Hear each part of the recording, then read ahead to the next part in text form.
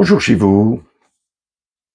Nous arrivons à la fin de l'été. C'est d'ailleurs aujourd'hui le dernier jour de l'été météorologique. Et bon, il est temps de commencer à penser à ces graines pour l'année prochaine. Je vais donc vous montrer un petit peu ce que je fais pour conserver les graines de tomates. Je fais bien entendu d'autres sortes de graines également. Je vous montre ça tout de suite. Bon, ce que je fais comme graines, je fais entre autres les petits pois. Je récupère mes grains de petits pois, mes cyclanthères également, où c'est très facile de récupérer les graines, les courges, dont les courges spaghetti, pour plein d'autres légumes comme la laitue ou le céleri, etc. Je n'ai pas un assez grand jardin pour laisser venir les légumes en fleurs parce qu'ils risquent de se mélanger entre les différentes espèces. Donc l'autre sorte de légumes dont je prends les graines, c'est bien entendu la tomate. C'est assez simple à le faire. Ce qui veut dire par exemple qu'ici j'aurais eu plus que 50 kilos de tomates cette année, uniquement à partir de graines que j'ai fait moi-même et en utilisant des engrais qui sont des purins du jardin. Donc ce qui veut dire que ça m'est revenu à 0 francs 0 centimes au niveau achat. Alors ici, je vais faire les graines pour 4 sortes de tomates. Mes tomates cerises, dont j'étais très content cette année de la production et du goût. Je vais faire également une tomate classique qui est la marmande, qui est la plus grosse production que je fais pour faire des conserves pour les sauces tomates. Également les tomates noires, où j'essaie toujours de faire un plant ou deux. Et aussi, bien entendu, les cœurs de bœuf.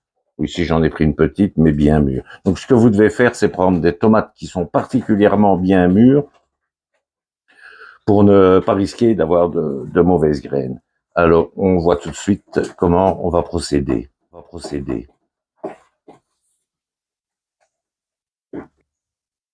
Voilà, alors je prends ma tomate, je vais la couper.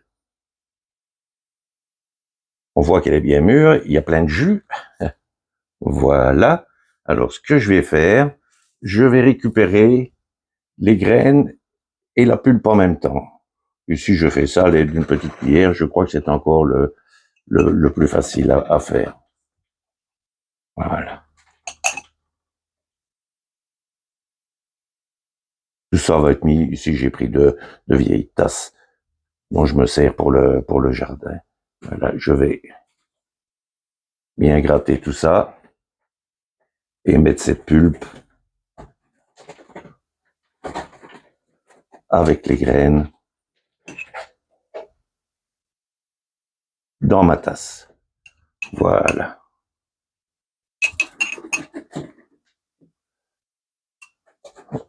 Voilà, donc on voit ça ici. Maintenant, la prochaine étape, nous allons laisser tout ça fermenter 2-3 jours à température ambiante. Pas en plein soleil. Et on verra ce qui se passe par la suite. On verra qu'elles sont bien fermentées. Il y a une couche en fait qui va apparaître au-dessus de la pulpe et de la tomate. Voilà. À bientôt. Pour la suite, dans 2-3 jours, on fera la suite de la vidéo. Bon, voilà, les tomates sont en train de fermenter, mais au bout du compte, pourquoi cette fermentation? La fermentation, c'est un processus biologique naturel qui va transformer les glucides, tels que les sucres et les amidons, en d'autres composants, tels que des acides, des gaz ou de l'alcool, en absence d'oxygène. C'est un processus qui est utilisé depuis des millénaires pour conserver et pour transformer des aliments, pour produire des boissons alcoolisées et créer divers produits tels que le pain, le fromage, le yaourt, la choucroute et encore bien d'autres. La fermentation des graines de tomates est une étape importante dans le processus de récolte et de préparation des graines. En fait, cette fermentation présente plusieurs avantages. Tout d'abord, l'élimination de la pulpe et des résidus. Il faut dire que lors de la fermentation, la pulpe qui entoure les graines va se décomposer, va se détacher des graines. Ça va faciliter leur extraction et leur nettoyage ultérieur. Il y a aussi l'élimination des agents pathogènes. La fermentation aide à tuer les agents pathogènes et les bactéries qui pourraient être présents sur les graines. Les tomates sont souvent sujettes aux maladies fongiques et cette étape de fermentation réduit le risque que ces maladies soient transmises aux futures plantes. Ça aide aussi la sélection des graines saines. Les graines ont tendance à couler si elles sont saines pendant la fermentation, tandis que les graines endommagées ou peu viables vont flotter à la surface. Cela permet donc de sélectionner les meilleures graines pour la plantation et améliorer ainsi les chances d'obtenir des plants qui sont forts et productifs. Ça améliore également la germination parce que certains composés chimiques dans la pulpe des tomates peuvent inhiber la germination des graines. La fermentation permet d'éliminer ces inhibiteurs, ce qui favorise une meilleure germination des graines. Donc, en résumé, la fermentation des graines de tomates, comme on l'exécute, c'est une étape cruciale pour nettoyer, désinfecter et préparer les graines pour la plantation. Elle contribue à améliorer la viabilité des graines, la santé des plants futurs et la qualité des récoltes à venir. Donc, je vous retrouve dans 2-3 jours lorsque cette fermentation aura eu lieu et qu'on pourra continuer le processus d'extraction des graines. Voilà, maintenant, il y a 4 jours que j'ai mis les graines de tomates à fermenter et vous pouvez voir maintenant que ça y est, vous avez cette peau qui s'est faite au-dessus des graines. On va pouvoir donc passer à la chose suivante. Regardez ici avec le cœur de bœuf de nouveau.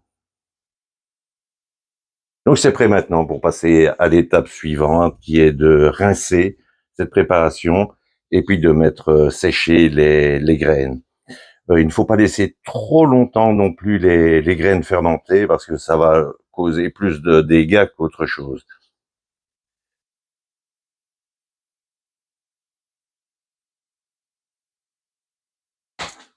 Voilà, pour rincer les graines, le plus simple, c'est de le faire à l'évier. On va déposer tout ça dans un chinois et on va le passer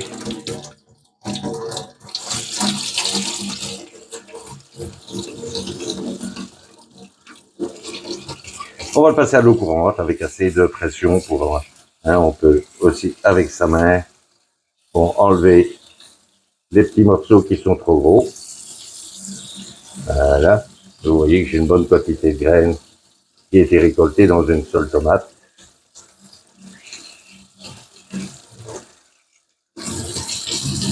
Voilà.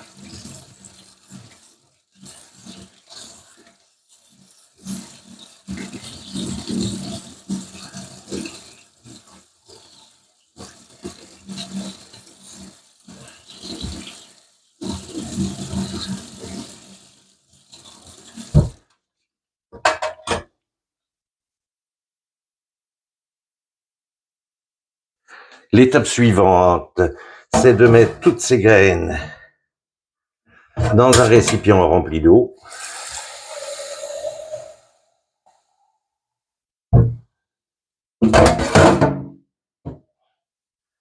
Voilà.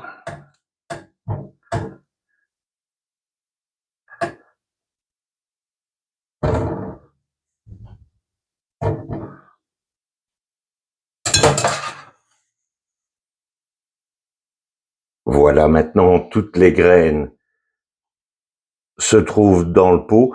Toutes celles qui se trouvent au fond du pot sont des graines qui sont valables. Celles qui sont au-dessus, ce sont des graines vides qui flottent à la surface ou des impuretés. Donc là, ça ne sert à rien de les prendre. Ce qu'on va faire alors, c'est verser plus doucement de l'eau pour faire déborder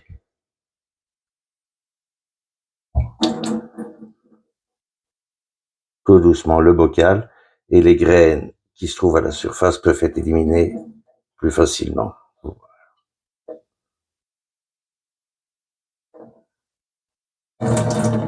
Et maintenant, il n'y a plus qu'à verser délicatement l'eau qui se trouve dans le pot. Voilà encore une graine qui flotte.